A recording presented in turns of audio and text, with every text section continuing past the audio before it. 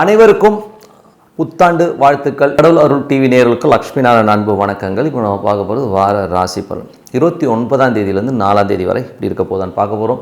So எப்போதுமே சொல்கிறதாங்க, லக்னத்துக்கு பாருங்கள். ராசிக்கு பார்ப்பதை விட லக்னத்துக்கு பார்க்க ரொம்ப பர்ஃபெக்டாக இருக்கும். உதாரணமாக ஒரு மகர லக்னம் விருச்சிக ராசினா நீங்கள் மகர ராசிக்கான பலன்களை பார்க்க தான் ரொம்ப பர்ஃபெக்டாக இருக்கும். முதல்ல வர்றது பொது பலன்கள், அதுக்கப்புறம் வந்து தசாபுக்தி பலன்கள். உங்கள் ஜனனகால ஜாதகத்தில் என்ன தசாபுக்தி அந்தரங்கள் வருதோ அதை நோட் பண்ணி வச்சு அதை மிங்கிள் பண்ணி பார்க்கும்போது ரொம்ப பர்ஃபெக்டாக இருக்கும். வீடியோட எண்டில் டிப் ஆஃப் த வீக் இருக்குது, மறக்காமல் பாருங்கள். கடகராசி. ஸோ கடகராசிக்கு வந்து பார்த்திங்கன்னா உங்களது ராசியாதிபதி சந்திரன். சந்திரன் வந்து பார்த்திங்கன்னா உங்களுக்கு வந்து நிறைய பிரயாணங்களை கொடுக்கும். தொழில் ரீதியான விஷயங்களை நல்ல லாபங்கள் கொடுக்கறதுக்கான வாய்ப்புகளும் ரொம்ப அற்புதமாக இருக்குது. கொஞ்சம் குடும்பத்துக்காக ஏதாச்சும் கடன் வாங்குகிற சூழ்நிலையை திங்கள் செவ்வாயில் கண்டிப்பாக ஏற்படுத்தும். அதுக்கப்புறம் பார்க்கும்போது கடகராசிக்காரர்களுக்கு வந்து உங்களுக்கு 2ஆம் அதிபதியான சூரியன் வந்து 6ல் இருக்கும்போது வேலை விஷயமாக நிறைய பிரயாணம் பண்ணுவீங்க, ஓகேங்களா. ஸோ நல்ல ஒரு பிரயாணங்கள், நல்ல லாபங்கள் கிடைக்கிறதுக்கான வாய்ப்புலாம் இருக்குது. கேட்ட இடத்துல கடன் கிடைக்கிறதுக்கான வாய்ப்புகளையும் கண்டிப்பாக கொடுக்குதுங்க. அதுக்கப்புறம் வந்து 3 மற்றும் 12ஆம் அதிபதியான புதனும் பார்த்திங்கன்னா உங்களுக்கு 6ல் இருக்கும்பொழுது என்ன மாதிரி விஷயங்களை பண்ணும் அப்படின்போது கொஞ்சம் பிரயாணங்கள், வேலையில் நிறைய அலைச்சல்கள் இருக்கும். என்னடா அது ரொம்ப டென்ஷனாகவும் ஸ்ட்ரெஸ் ஆகும் போது ஒரு ஃபீல் இருக்கும். கொஞ்சம் ஒர்க் ப்ரெஷர் ஜாஸ்தி இருக்கிற மாதிரி ஃபீலே கண்டிப்பாக இருக்குங்க. அது மட்டும் இல்லை, கடன் சம்மந்தமான விஷயங்களில் வந்து கொஞ்சம் வந்து நம்ம கொஞ்சம் ரொம்ப ப்ரெஷர் போடுறாங்க பாஸுங்கிற மாதிரி ஃபீலே கண்டிப்பாக இருக்கும். ஸோ கடனை வந்து எப்படி அடைக்கிறது, என்ன பண்ணுறங்கிற பிளானிங்லாம் பண்ணுவீங்க. ஸோ எல்லாமே ரொம்ப நல்லா ஒர்க் ஆகும். பட் கோவப்படாமல் இருக்கணும், ஓகேங்களா. அதுக்கப்புறம் வந்து 4 மற்றும் 11ஆம் அதிபதியான சுக்கிரன், அவரும் வந்து பார்த்திங்கன்னா ஒரு 6லே இருக்கும்போது ஏதாச்சும் புதிய வீடு வாங்கலாம், ஒரு லோன் போட்டு ஒரு வீடு வாங்குறது, வீடு பராமரித்து வேலைகள் செய்கிறது, இந்த மாதிரி விஷயங்கள்லாம் பண்ணணும்னு தோணும். இல்லை அதெல்லாம் ஸ்டார்ட் பண்ணுவீங்க, ஓகேங்களா. சின்ன சின்ன வேலைகள் இருக்கும், சுவிட்சை மாற்றுறேன், வீட்டுக்கு சுண்ணாம்பு அடிக்கிறேங்கிற மாதிரி விஷயங்களும் நிறைய பண்ணுவீங்க. அதுக்கப்புறம் பார்க்கும்போது உங்களுடைய 5ஆம் அதிபதி, ஸோ 5ஆம் அதிபதியான செவ்வாயும் 6ல் இருக்கும்போது குழந்தைகளுடைய விஷயங்கள் ரொம்ப அற்புதமாக இருக்கும். குழந்தைகள் அடுத்த கட்டத்துக்கு முன்னேறதுக்கான வாய்ப்புலாம் ரொம்ப நல்லா இருக்குது. குழந்தைகளுடைய விஷயம் மட்டும் இல்லாமல் வேலையில் வந்து பார்த்திங்கன்னா கொஞ்சம் அந்த ஒரு ப்ரெஷர் இருக்கிற மாதிரி ஃபீல் இருக்குது. பட் ஆனால் எல்லாமே அடித்து தூள் கலப்பி எல்லாமே சக்ஸஸாக பண்ணுறதுக்கான வாய்ப்புகளும் ரொம்ப நல்லாயிருக்கு. ஸோ கடக ராசிக்காரர் வந்து அது ரொம்ப சிறப்பான விஷயமும் கூட. அதுக்கப்புறம் பார்க்கும்போது உங்களுடைய 7ஆம் அதிபதியான சனி, 7, 8ஆம் அதிபதி சனி வந்து 9ல் இருக்கும்போது கணவன் மனைவி எங்கேயாச்சும் சுற்றுலா போகணும், வெளியூர் போகணுங்கிற எண்ணங்களை கொடுக்கும். சில நேரங்கள் வந்து அப்பா சார்ந்த உறவுகள் வந்து கொஞ்சம் ப்ரெஷர் இருக்கிற மாதிரி, கொஞ்சம் அப்பாவோட உடல்நலம் சம்மந்தமான விஷயங்களோ இல்லை அப்பாட்ட நீங்கள் பேசும்போதும் கொஞ்சம் வாக்குவாதம் வர்றதுக்கான வாய்ப்புகளும் கொஞ்சம் நேரம் பார்த்து நடந்துக்கணும். அப்பா சில நேரங்களில் பிடிவாதமாக இருக்காரோ அப்படிங்கிற எண்ணங்களும் இருக்கும்.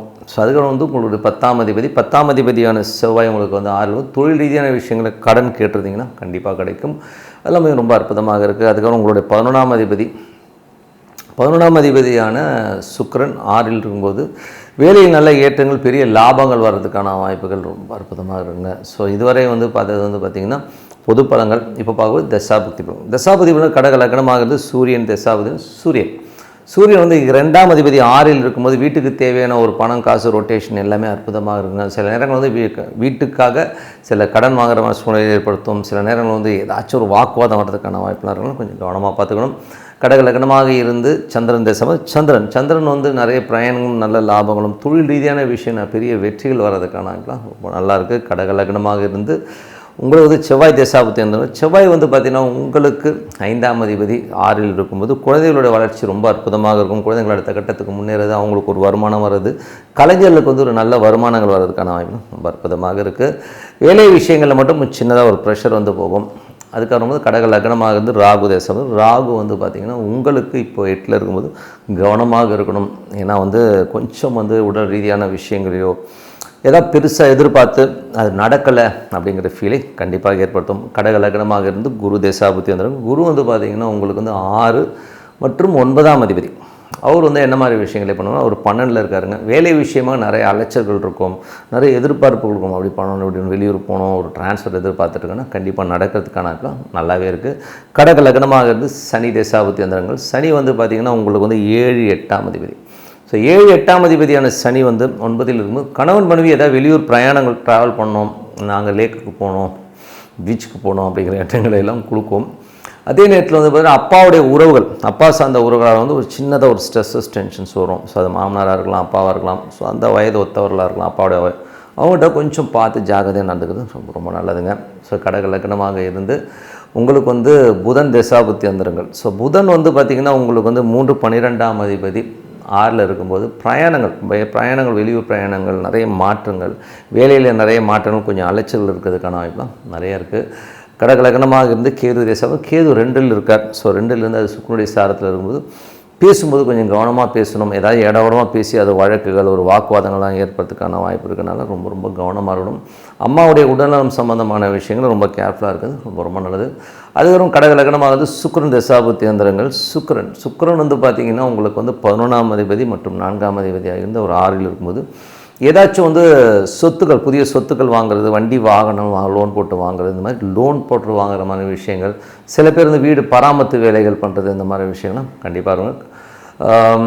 மற்றபடி என்னங்க, அதுக்கப்புறம் கடகலகனமாவது சுக்கிரன் தேசாபத்தில் சுக்கிரன் வந்து பார்த்திங்கன்னா நிறைய பண வரவுகளையும் நல்ல ஒரு ரோலிங்கும் கண்டிப்பாக கொடுத்துரும். வேலையில் அடுத்த கட்டத்திற்கு முன்னேறதுக்கான வாய்ப்பும் பொதுவாக இருக்குங்க. ஸோ என்னை பொறுத்தவரை ஒரு நல்ல ஒரு பிரார்த்தனை, மனதார இறைவனை பிரார்த்தனை பண்ணும்போது கண்டிப்பாக அடுத்த லெவல் போகிறதுக்கான ரொம்ப சிறப்பாக இருக்குது. இப்போ பார்க்கும்போது tip of the week. So tip of the வீக்கில் வந்து பார்த்திங்கன்னா பிடிவாதக்காரன் யார் அப்படின்றத பற்றி தான் பேச போகிறோம். ஸோ என்றைக்குமே ஒரு ஜாதகத்தில் யார் வந்து ரொம்ப பிடிவாதமாக இருப்பாங்கிறத வந்து நம்ம வந்து நிர்ணயம் பண்ணுறது வக்ர கிரகங்கள். மேஜராக நிறைய பேருக்கு வந்து லக்னத்திலே வந்து வக்ர கிரகம் அமைஞ்சிரும், அவங்களும் கொஞ்சம் அடமெண்ட்டாக இருப்பாங்க. சில பேர் வந்து ராசி அதிபதி லக்னமும் சந்திரனும் ஒன்றா இருந்து பிறந்தவர்கள். சில பேருக்கு பார்த்திங்கன்னா இந்த மகர லக்னம் மகர ராசி வந்துடும். சில பேருக்கு வந்து அந்த மாதிரி லக்னமும் ராசியும் ஒன்றா இருக்கவங்க கொஞ்சம் அடமெண்ட்டாக இருப்பாங்க, அவங்களுடைய ஸ்டிஃப்னஸாக இருப்பாங்க, எடுத்த டெசிஷன்லேருந்து மாறவே மாட்டாங்க. ஸோ அது ஒரு விஷயம்.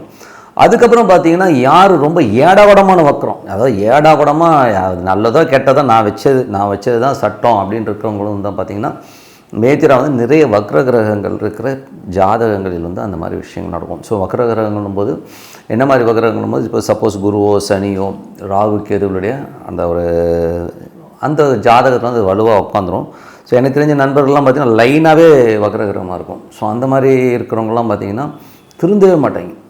என்ன தான் நீங்கள் சொன்னாலும் சரி, காலையில் வந்து போதான்னு சொல்கிறேன், ஒரு பெரிய எடிக்ஷனு, தண்ணி எடிக்டாக இருக்கவங்க உங்கள் எல்லாமே பார்த்திங்கன்னா அந்த வக்ர கிரகங்களோட அடாப்ஷன்ஸில் வந்து நிறைய இருக்கும். அது ராகுக்கு எதுவாக இருக்கலாம், சனி குரு சுக்கிரன் எதுவும் வந்து நிறைய வக்ர கிரகங்கள் இருக்கும்போது அவனுடைய ஆக்டிவிட்டிஸை மாற்றவே முடியாது, நாய் வாழ நிமித்த முடியாத ஒரு கதையில் தான் போகும். ஸோ உதாரணம் சொல்கிற பாருங்களேன், ஒருத்தர் வந்து ஒரு வேலை, இப்போ வந்து ஒரு வேலைக்கு வந்து ஒரு 10 மணிக்கு ஆஃபீஸ் போனோம்னா ஒரு 8:30 மணிக்கு கிளம்பணும் அப்படிங்கிற ஒரு ஷெட்யூல் இருக்குன்னு வைங்களேன். அவங்க வந்து மாறாமல் வந்து பார்த்திங்கன்னா எப்போதுமே 10 மணி ஆஃபீஸ்க்கு 10 மணிக்கு தான் வீட்டிலேருந்தே கிளம்புற ஒரு கேரக்டர் இருப்பாங்க, ஆனால் மாற்றிக்கவே மாட்டாங்க. ஸோ அதுவும் ஒரு வக்ர கிரகத்துடைய விஷயம் தான். தன்னுடைய தவறாக இருந்தாலும் அந்த தவறை திருத்திக்கவே மாட்டான். அது வந்து ஏன்னா அவனோட பிளானட்டில் வந்து லக்னத்துலேயோ இல்லை தசாபுத்திகள் அந்தரங்கள்லேயோ வந்து இந்த வக்ர கிரகங்களுடைய தசாபுத்திகள் நடக்கும்போது இவன் திருந்தவே முடியாத ஒரு கேரக்டராக தான் மாறுறாங்கிறது தான் உண்மையான விஷயம். ரொம்ப அடமன்சி இருக்கும். அதே மாதிரி வந்து வக்ர கிரகங்கள் வந்து ஒரு 3ஆம் இடத்துல வந்து ஒரு வக்ர கிரகம் வந்து தசாபுத்தி அந்தரங்கம் நடக்கும்போது அவனோட குரல் வந்து மாறும். ஸோ குரல் வந்து பார்த்திங்கன்னா கொஞ்சம் வந்து ஆண் வந்து பெண் குரலாகும். அதே வந்து ஸ்திதி சூன்யம் இந்த மாதிரி விஷயங்களாக இருக்கும்போது குரல் மாறுறதுக்கான வாய்ப்புகளையும் கொடுக்குது. ஸோ ஏன்னா வக்ரகிரகங்கள் தான் வந்து பிடிவாதத்தை அதிகமாக கிடைக்குது. ஸோ அவங்க மாற மாட்டாங்களா அப்படின்போது அவங்க தசாபுக்திகள் மாறி அந்த வக்ரகிரகங்களோட கொஞ்சம் அந்த பர்சன்டேஜ் தான் கம்மியாகும். என் ஃப்ரெண்டெல்லாம் இருக்காங்க, அவங்களாம் வந்து பிடிச்சிலே இருப்பாங்க. நீ கோடி ரூபா கொடுத்தாலும் என்ன மாற மாட்டேன்டான்னு சொல்கிறாலாம் இருக்கிறான். நான் இன்றைக்கி வந்து தண்ணியே இன்றைக்கி தான் லாஸ்ட்னோ, நாளைக்கு பார்த்திங்கன்னா அதே லெவலில் அதே டைம் போய் தண்ணி அடிப்பாங்க. சீட்டு இந்த மாதிரி வந்து நிறைய எடிக்ஷன்ஸ் கொடுக்குறதுலாம் வக்ரகிரகம் தான் பண்ணோம்.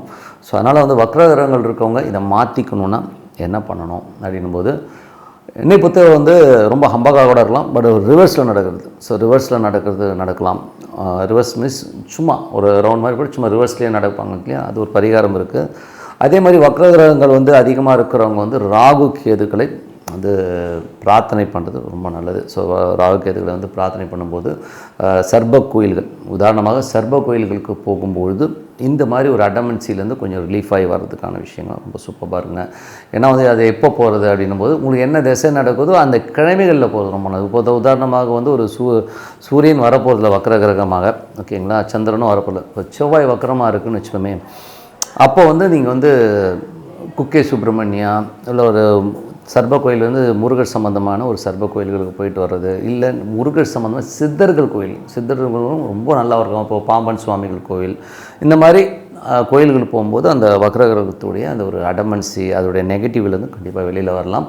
அதே மாதிரி வந்து குரு கேது இந்த மாதிரி காம்பினேஷன் இருக்கணும். ரொம்ப அடமன்சி, நிறைய கடன்கள் இருக்கும். அவங்களும் வந்து பார்த்திங்கன்னா இந்த சித்த சமாதிகளுக்கு வந்து பௌர்ணமிகளில் போகும்போது நல்ல ஒரு ரிலீஃப் கிடைக்கும்.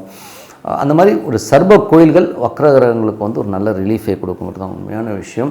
ஸோ வழிபாடு பண்ணுங்கள், இதுலேருந்து ஒரு நல்ல ஒரு ரிலீஃப் கண்டிப்பாக கிடைக்கும்னு சொல்லிட்டு உங்களிடம் விடைபெறுவது உங்கள் லக்ஷ்மி நாராயணன். நன்றி, வணக்கம். கடவுள் அருள் டிவியை பார்த்தமைக்க நன்றிகள். மேலும் இது போன்ற தகவல்களை தெரிந்து கொள்ள கடவுள் அருள் டிவியை சப்ஸ்கிரைப் செய்யுங்கள். மறக்காமல் பெல் ஐக்கானை கிளிக் செய்யுங்கள்.